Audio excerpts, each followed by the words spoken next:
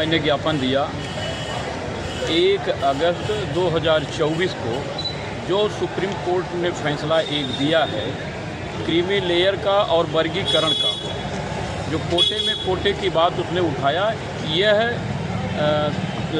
अनुसूचित जनजाति के खिलाफ है।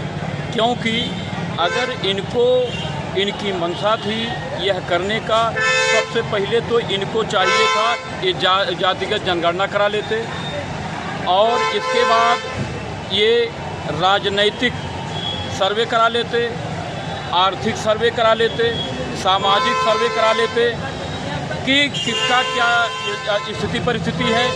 ये तो क्रीम दिए ही नहीं, अब क्रीमी लेयर तैयार कर दिए।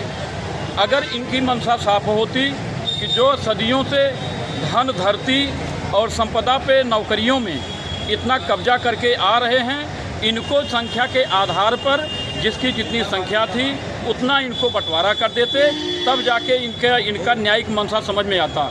और सुप्रीम कोर्ट का न्याय फैसला तो बिल्किस बानो कांड में भी हम लोगों ने देखा, और ललई सिंह यादव जब गए थे सुप्रीम कोर्ट में, उस समय भी यही सुप्रीम कोर्ट था, उसने कहा कि रामायण काल्पनिक है। यही सुप्रीम कोर्ट ने कहा कि राम का जन्म वहाँ हुआ है। तो उसका दोहरा चरित्र है, उसके बारे में कुछ कहना सुनना जानना नहीं है। इलेक्ट्रल बॉन्ड की कितनी बड़ी कहानी हुई, उसने कोई एक्शन नहीं लिया। वही कोरोना काल में जिस कोरोना की वैक्सीन जिस कंपनी ने बनाया, उसने सीधे अपने ऊपर आरोप ले लिया कि मेरी वैक्सीन से लोग मर रहे हैं और मेरी वैक्सीन से लोग विकलांग हो रहे हैं, और मेरी वैक्सीन दिया गया जिसमें इतना हमने चंदा दिया। अब चंदा लेकर ज़बरदस्ती लोगों को वैक्सीन लगवाकर जब लोग मरना शुरू कर दिए तो इन्होंने अपना फ़ोटो हटवा दिया। तो सीधे इन्होंने कितना बड़ा घटिया काम किया। इसके लिए इनके खिलाफ़ कार्यवाही क्यों नहीं किया गया? इसके अलावा ये इनके एजाद भी ईडी सीडी का कितना दुरुपयोग हो रहा है, बुलडोजर का कितना दुरुपयोग हो रहा है, इस पर कोई सुप्रीम कोर्ट कभी एक्शन लिया नहीं लिया।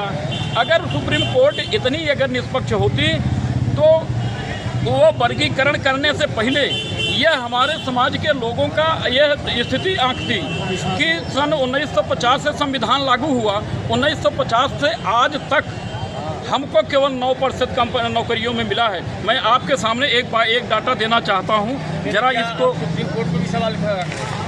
सुप्रीम कोर्ट पे सवाल न खड़ा करें, मैंने तो एक नहीं कईयों सवाल देखा है। सुप्रीम कोर्ट का ही फैसला था, 5 जजों ने कहा था कि न तो क्रीमी लेयर होगा और न तो वर्गीकरण होगा। सुप्रीम कोर्ट का ही फैसला है। इंदिरा साहिनी वाले में 9 जजों की बेंच ने कहा था कि न वर्गीकरण होगा न तो इसमें क्रीमी लेयर की बात आएगी। ये कहाँ से बात आ गई?